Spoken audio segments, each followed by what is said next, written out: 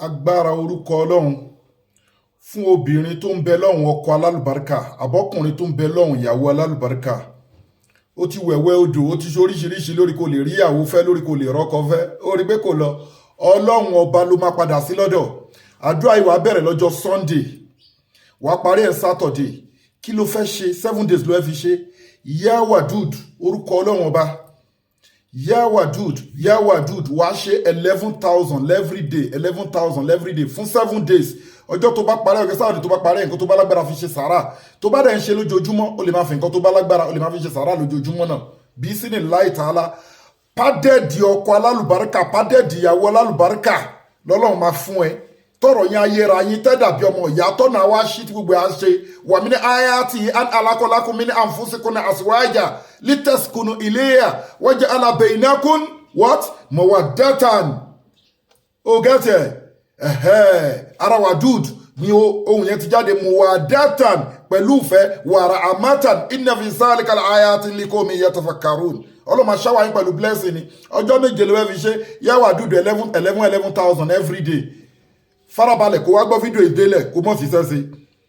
kó dẹ̀ fi ránṣẹ́ síwájú kó tó ṣiṣẹ́ yìí nǹkan tó bá lágbára fi sákàtì àwọn ọmọ aláìní. Account number ní fáwọn ọmọ aláìní 0123214254. Account number fáwọn aláìní 0123214254. Women Bank of Nigeria Global Dahiratu Dhikrlahi Islamic Organization. Gbogbo ẹ̀yin tọ́lọ́run ràn ṣe tẹ́ ń gbádùn program wa ẹ fi ájà àti umura slot ẹ fi ta organization wa lọ́rẹ aláwọn èèyàn tá máa fún tó wọn máa jẹ́ sádàkọ̀ járe ẹ̀. Gbogbo ẹ̀yin tẹ́lẹ̀ ń dá sètò àwọn ọmọ aláìní àti ìlọsíwájú ẹ̀sìn àti fún opó. Account number láti fi sílẹ̀ yẹn òkè lẹ́ẹ̀ máa lọ ẹ̀ ní rí wàhálà.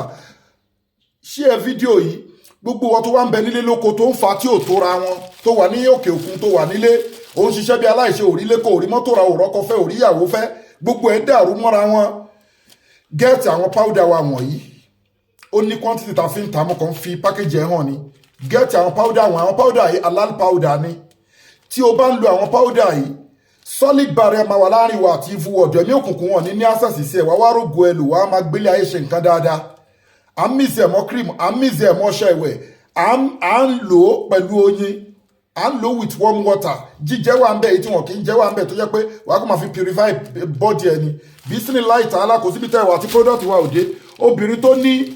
fibroid ẹ get bulldozer melt fibroid àbí obìnrin tó ní blockage tube ọkùnrin tí ìdákọ́lẹ̀ ń dà láàmú táròbòsà ń dà láàmú get caterpillar àti transformer àti miracle leaves bí sí ní láì tààlà wàá máa gbéná wọlé dáadáa bẹ́ẹ̀ ni ọmọkùnrin ò ní tètè máa dẹnu kọlẹ̀. Obìnrin tó yẹ pé ó ní ovulation problem àbó ní hormonal imbalance táwọn sí sọmúroro àbí sperm leakage táwọn sẹ́dà tó fẹ́ conceive kíákíá gẹ́ẹ̀tì caterpillar wàá finú ṣoyún wàá fẹ́yìn gbọ́mọpọ̀n bí sí ní láì tààlà ẹ gẹ́ẹ̀tì memory booster fún ọmọdé àti fún àgbàlagbà tó ń gbàgbé nǹkan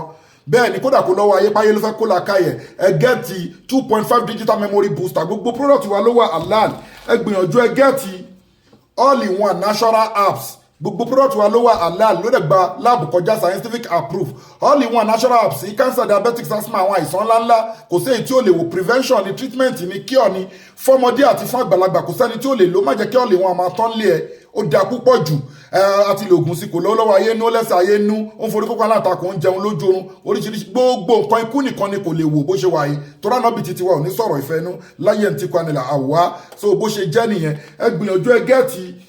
miracle leaves síwájú miracle leaves aláwọn special package tá máa ń ṣe fáwọn ọkùnrin tí wọ́n pé wọ́n máa ń fi nǹkan ọmọkùnrin wọn pọ́líṣì wọn tí wọ́n á mú nǹkan ọmọkùnrin wọn lọ sí evil world ìlú àwọn èṣù tí wọ́n lọ máa lo nǹkan ọmọkùnrin wọn bẹ̀ kò ní lè lò láyé mọ́ yóò ti dẹnu kọlẹ̀ àbí kó tó gbẹnu sí kó tó sọ pé òun fẹ́ máa wọlé ó ti da tọwọ́ ẹlẹ̀ gbogbo oríṣiríṣi àwọn nǹkan wọ̀nyẹn àbí spam ẹ̀ ò lè dánmọ́ mọ́ bẹ́ẹ̀ ni wọ́n máa ń mú lọ sí evil world tó dẹ̀ pé irú ẹni bẹ́ẹ̀ á lo jẹ̀díjẹ̀dí á lo aróbòsá á lo oríṣiríṣi àfi ká ṣe special package fún so irú àwọn ètò yẹn wà àbí ó ẹlòmíì tó ní sugar diabetics àní powder tá a máa ṣe fún ẹni tó ní sugar diabetes within a month sugar máa kúrò nínú system ẹ̀ business láì tààlà bẹ́ẹ̀ ni so bẹ́ẹ̀ náà láwọn special package tá a máa ń ṣe ike nínú ìpèníjà both natural and spiritual ẹ contact wa ẹ wo miracle leaf sí ikùn èèyàn wú ni wọ́n tààyàn lọ́fà ni wọ́n fún láfúnjẹ lójú oorun àbí lójú ayé ó jẹ poison business láì tààlà ẹ lo miracle leaf sí fún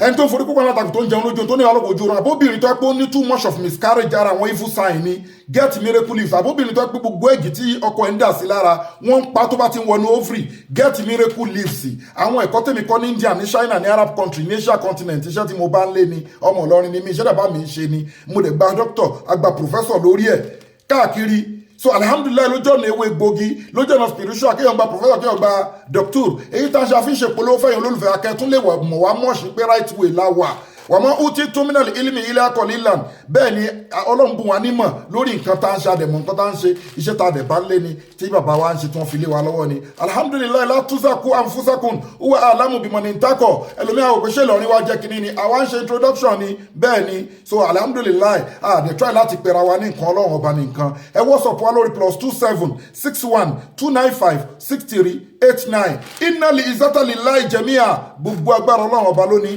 masalamu wa ilal liqa'i.